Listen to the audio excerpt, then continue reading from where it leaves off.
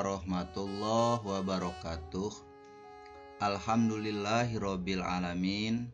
Allahumma sholli ala sayyidina Muhammadin wa ala alihi wa ashabihi ajmain, amma ba'du.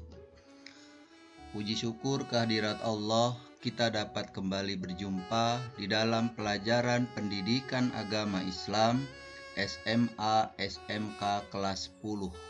Pada kesempatan ini kita akan membahas bab 5, ketentuan berpakaian sesuai syariat Islam sesuai dengan KIKD 3.5, menerapkan ketentuan berpakaian sesuai syariat Islam.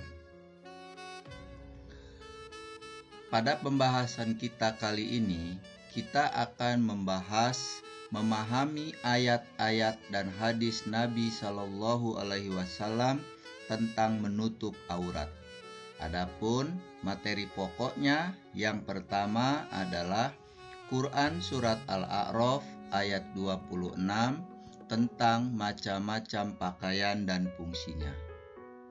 2. Quran Surat Al-Ahzab ayat 59 tentang jilbab dan manfaatnya.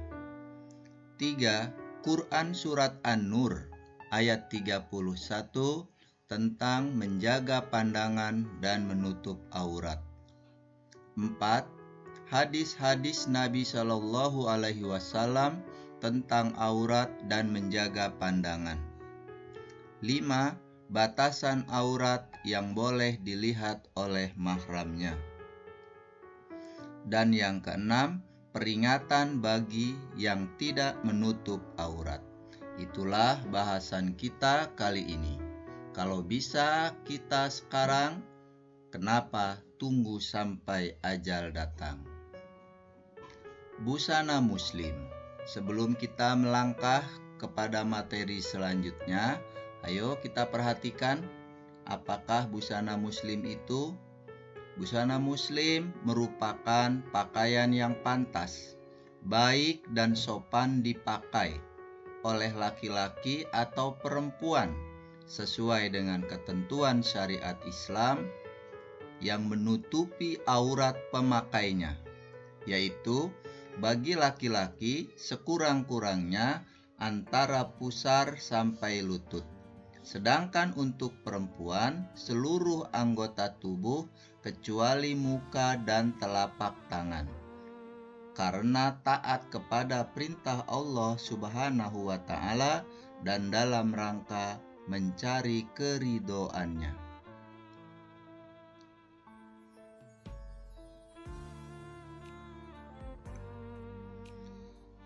Kita mulai saja dengan ketentuan berpakaian yang disyariatkan. Allah Subhanahu wa Ta'ala berfirman di dalam Quran Surat Al-A'raf ayat yang ke-26. A'udzu billahi minasyaitonir rajim. Ya bani Adam qad anzalna alaikum libasan yuwari sawatikum warisha wa libasut taqwa dzalika khair dzalika min ayatillahi la'allahum yadhakkarun. Shadaqallahul azim. Artinya, hai anak Adam, sesungguhnya kami telah menurunkan kepadamu pakaian untuk menutup auratmu, dan pakaian indah untuk perhiasan, dan pakaian takwa, itulah yang paling baik. Yang demikian itu adalah sebagian tanda-tanda kekuasaan Allah. Mudah-mudahan mereka selalu ingat. Fungsi pakaian dalam Islam.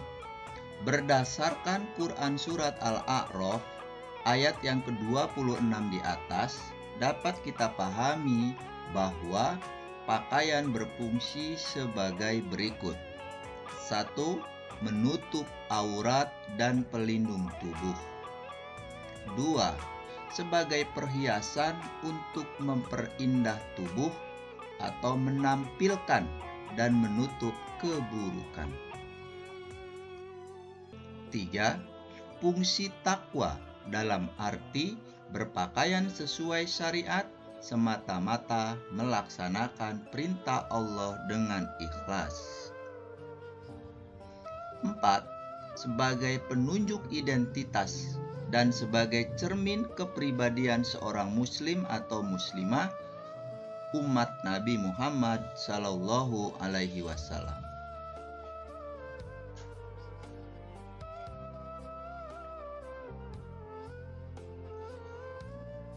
Perintah menutup aurat.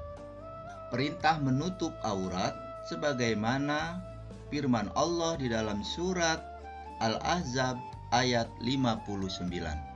Artinya, wahai Nabi, katakan kepada istri-istrimu, anak-anak perempuanmu, dan istri orang mukmin, hendaklah mereka menutupkan jilbabnya ke seluruh tubuh mereka.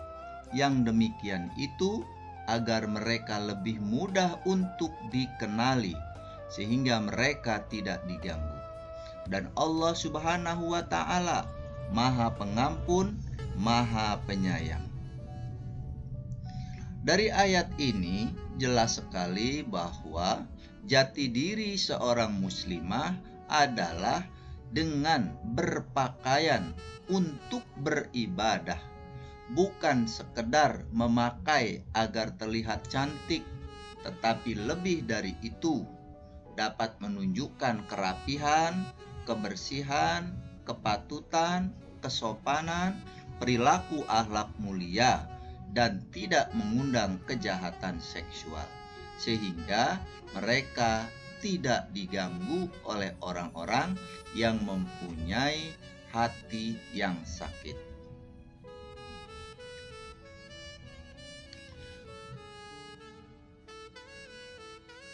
Hadis tentang aurat.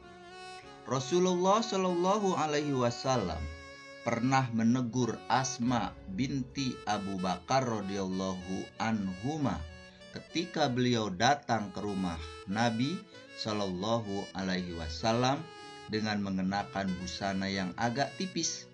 Rasulullah Shallallahu Alaihi Wasallam pun memalingkan mukanya sambil berkata, "Ya Asma, innal mar'ata idza balagatil mahido lam yasluh ayyura minha illa hadza wa hadza."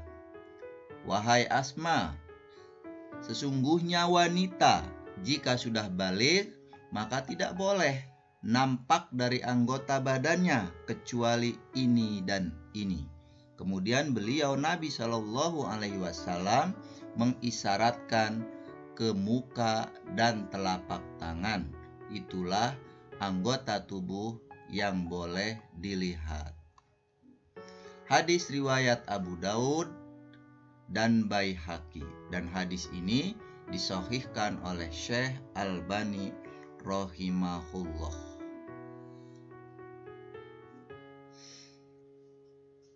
Melihat aurat sesama jenis di dalam hukum Islam, sebagaimana Rasulullah Shallallahu Alaihi Wasallam tegaskan dalam sabdanya, janganlah seorang laki-laki melihat aurat laki-laki lainnya, dan jangan pula seorang wanita melihat aurat wanita lainnya.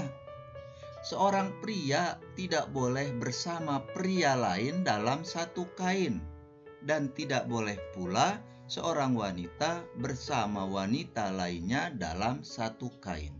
Hadis riwayat Muslim dan yang lainnya.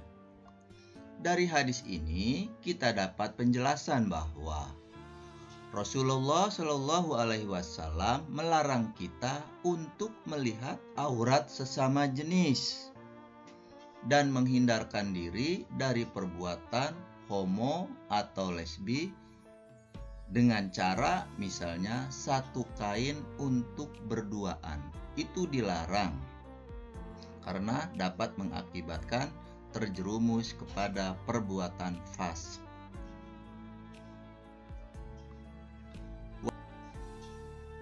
Batasan aurat wanita di depan mahramnya. Mahram adalah seorang yang haram dinikahi karena adanya hubungan nasab, kekerabatan, atau persusuan. Pendapat yang paling kuat tentang aurat wanita di depan mahramnya yaitu seorang mahram diperbolehkan melihat anggota tubuh wanita yang biasa nampak ketika dia berada di rumahnya, seperti kepala, muka, leher, lengan, kaki, betis, atau dengan kata lain boleh melihat anggota tubuh yang terkena air wudhu.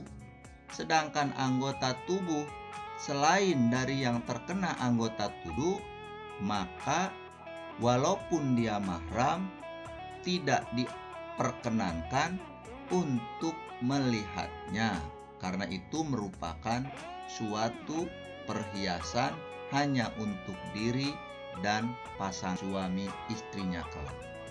Allah Subhanahu wa Ta'ala mengingatkan hal itu di dalam firman-Nya surat An-Nur ayat 31.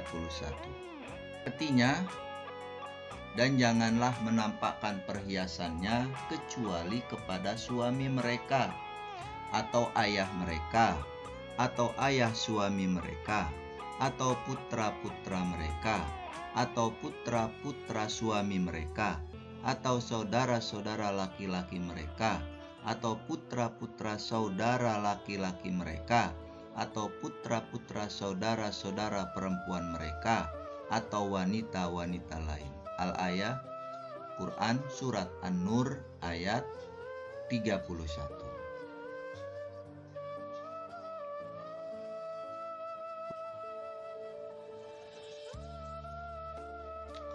Selanjutnya kita simak peringatan bagi yang tidak menutup aurat. Rasulullah Shallallahu Alaihi Wasallam mengingatkan kepadanya selagi masih hidup agar mereka menutup aurat, karena nanti orang-orang yang tidak menutup auratnya di akhirat tidak akan mencium baunya surga. Jadi bisa dibayangkan, mencium baunya surga saja tidak dapat mereka lakukan. Bagaimana mereka bisa masuk surga? Rasulullah Shallallahu Alaihi Wasallam menjelaskan, sinfani min ahlin nari lam arohuma. Ada dua golongan dari penduduk neraka yang belum pernah aku melihat. Yang pertama kaum yang memiliki cambuk seperti ekor sapi untuk memukul manusia.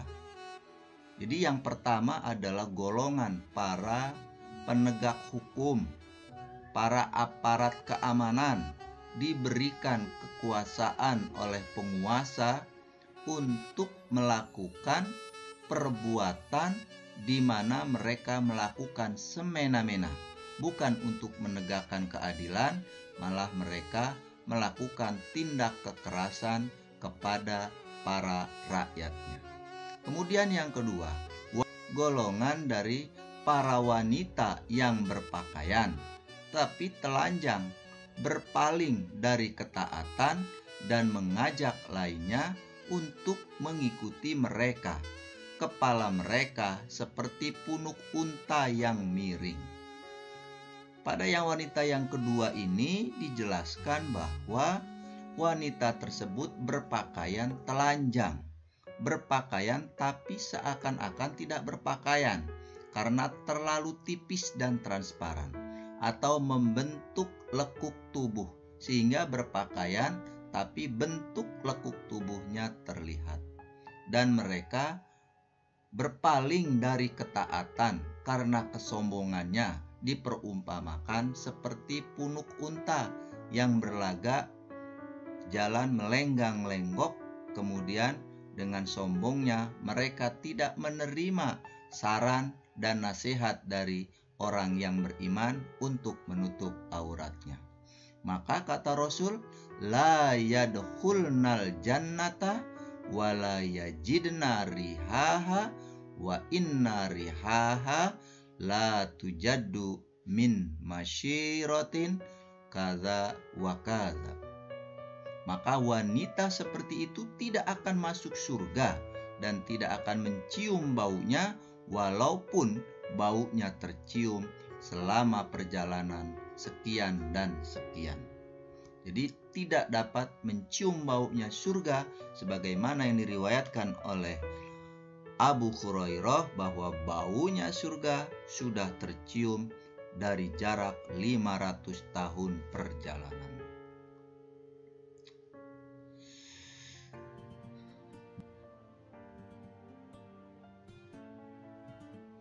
Terima kasih telah menyimak video ini, semoga bermanfaat.